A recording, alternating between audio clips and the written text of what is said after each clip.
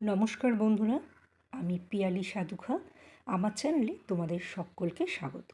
আজকে আরও একটা ছোট্ট রেসিপি নিয়ে চলে এসেছি, ডিমের একটা রেসিপি। প্রথমেই আমি টমেটো, কাঁচা লঙ্কা আর ধনেপাতা একটা পেস্ট বানিয়ে নিয়েছি। এবার সিদ্ধ ডিমগুলো এরকম পাতলা পাতলা করে কেটে নিচ্ছি, মানে যতটা ছুরি দিয়ে পাতলা করা যায়। তারপরে তেলের ওপরে দারচিনি দিয়েছি আর দিয়ে দিলাম পেঁয়াজ। ভালো করে পেঁয়াজটাকে বেশ ভালো করে লাল লাল করে একদম ভেজে নেব। বেশ কিছুটা সময় লাগবে, ভেজে নিতে হবে। এবার দিয়ে দিলাম আদা রসুন বাটা, সেটাকেও বেশ ভালো করে মশলাটা কষাতে হবে। গ্যাসের ফ্লেমটা নিজেরা বুঝে বুঝেই একটু কম বেশি এরকম করতে হবে। পেস্টটা দিয়ে দিলাম, ধনেপাতা, টমেটো, কাঁচা লঙ্কার যে পেস্টটা বানিয়েছিলাম ওটা দিয়ে দিলাম। দিয়ে ওটাও খুব ভালো করে কষতে হবে। তারপরে এবার শুকনো মশলাগুলো দিয়ে দেবো। কাশ্মীরি লঙ্কা, হলুদ, গোলমরিচ গুঁড়ো, জিরে গুঁড়ো, ধনে গুঁড়ো, গরম মশলা গুঁড়ো, চাট মশলা।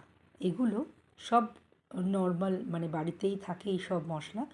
এইসব দিয়ে ভালো করে দেখো কষিয়ে কষিয়ে মশলার কালারটাও বেশ একটু ডার্ক হয়ে যাবে এরকম পর্যন্ত। তারপরে গ্যাসের ফ্লেম একদম লো করে দিতে হবে বা অফ করে দিতে হবে। তারপরে দই দিয়ে দইটাকেও খুব ভালো করে মশলার সঙ্গে মিশিয়ে নিতে হবে।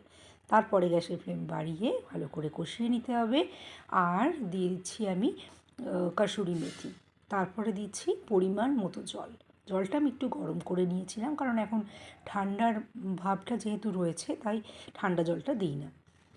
তো এবার এটাকে ভালো করে আমি ফুটতে দেব, একদম খুব ভালো করে একটু সময় নিয়ে একবার ভালো করে ফুটিয়ে নিয়ে তারপরে আমি ডিমগুলো অ্যাড করে দিয়েছি।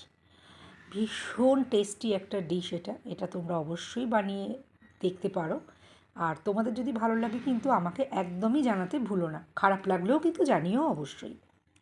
তো ডিমটা দিয়ে দেখো আমি ভালো করে মিশিয়ে নিলাম। এবার দিয়ে দেবো স্বাদ মতো নুন আমি একবারও ব্যবহার করিনি। এবার স্বাদ মতো নুন দিয়ে ধনেপাতা কুচি এক মুঠো দিয়ে দিলাম। কাঁচা লঙ্কা ছোটো ছোটো করে কেটে নিয়ে এর মধ্যে দিয়ে দিয়েছি।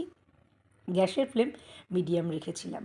দিয়ে ভালো করে বেশ কিছুক্ষণ ফুটিয়ে নিয়েছি। দেখো রেডি হয়ে গেছে ডিমের একটা